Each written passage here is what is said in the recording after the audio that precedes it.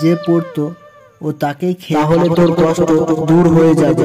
কি মজা, আমাদের বেলুনের বাড়ি বনের মধ্যে টিয়া তার বাচ্চাকে নিয়ে থাকতো।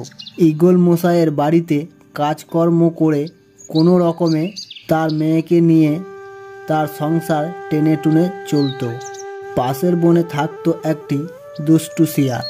শিয়াল বনের মধ্যে ঘুরে ফিরে বেড়াতো, আর তার সামনে যে পড়তো ও তাকেই খেয়ে নিত।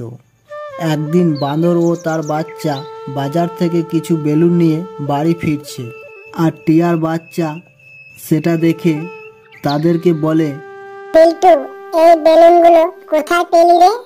কেন, আমার বাবা আমাকে কিনে দিয়েছে, আমি এগুলো নিয়ে খেলা করব তাই। ও, বিল্টু, আমায় একটি বেলুন দিবি? কেন দেব তোকে? তোর বাবাকে বলগা কিনে দিতে। আমি কাউকে বেলুন দেব না, আমি এই বেলুন নিয়ে খেলবো। তারপর বাঁদর ও তার বাচ্চা তাকে অনেক অপমান করে আর তাকে তাড়িয়ে দেয়। তখন টিয়ার বাচ্চা কাঁদতে কাঁদতে বাড়ি ফিরে আসে। এদিকে টিয়া কাজকর্ম করে বাড়ি ফিরে এসে দেখে তার বাচ্চা খুব কান্নাকাটি করছে। কি হয়েছে, তুই কান্নাকাটি করছিস কেন? মা, বিল্টু দাদাকে ওর বাবা কিছু বেলুন কিনে দিয়েছে, তাই আমি ওই বেলুন দেখে আমি একটি বেলুন চাইতেই ওরা আমাকে খুব অপমান করে আর সেখান থেকে তাড়িয়ে দেয়। বেটা, তুই কান্নাকাটি করিস না, আমি তোকে কাল বেলুন কিনে এনে দেবো, বুঝেছিস? পরের দিন সকালে টিয়া কাজকর্ম সেরে ঈগল মশাইয়ের কাছে গিয়ে বলে, বাবু, আমার কিছু টাকার খুব প্রয়োজন, তাই আপনি যদি আমাকে আগের মাসের অগ্রিম টাকাটা দিতেন তাহলে খুব ভালো হতো। কি বললি, অগ্রিম টাকা?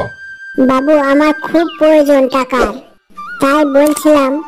তা তো হয় না, আমি তো অগ্রিম টাকা কাউকে দিই না, তাই আমি অগ্রিম টাকা দিতে পারবো না। সেটা শুনে টিয়া খুব মন খারাপ হয়ে যায় আর সে সেখান থেকে চলে যায়। যেতে যেতে সে একটি গাছের নিচে গিয়ে বসে আর খুব কান্নাকাটি করে আর বলে, আমায় কেউ সাহায্য করে না, আমার বাচ্চাটাকে গিয়ে আমি কি বলবো? আর ও আশা নিয়ে বসে আছে যে বাবা বেলুন নিয়ে আসবে আর আমি বেলুন নিয়ে খেলবো। কি যে করব এখন সেটা আমি কিছুতেই বুঝতে পারছি না। তার কান্নাকাটি শুনে সেই গাছটি বলে ওঠে, তুই কান্নাকাটি করিস না, তোর অনেক কষ্ট, সব লোকের কষ্ট বেশি। আমি তোকে যা বলছি সেটা করবি, তাহলে তোর কষ্ট দূর হয়ে যাবে। এরপর গাছটি তাকে একটি ফুল দেয় আর বলে, এটা একটি জাদুর ফুল, এই ফুলটা নিয়ে গিয়ে যেখানে রাখবি সেখানে বেলুনে ভর্তি হয়ে যাবে, আর এই বেলুন কোনোদিনও শেষ হবে না। এরপর টিয়া ফুলটা নিয়ে বাড়ি গিয়ে সে একটি গাছের উপর রাখে আর ওই গাছটি বেলুনে ভর্তি হয়ে যায়। আর টিয়া ও তার বাচ্চা সেটা দেখে খুব খুশি হয়, আর টিয়া কিছু বেলুন পেড়ে তার বাচ্চাকে দেয়। এরপর টিয়ার বাচ্চা বলে, মা, এই ফুলটা বাড়ির উপরে দাও, তাহলে আমাদের বেলুনের বাড়ি হয়ে যাবে। সেটা শুনে টিয়া ফুলটা বাড়ির উপর রাখে আর বাড়িটা বেলুনের বাড়িতে পরিণত হয়।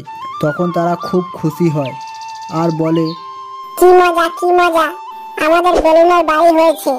এরপর থেকে তারা ওই বেলুনের বাড়িতে সুখে শান্তিতে জীবন কাটাতে লাগলো।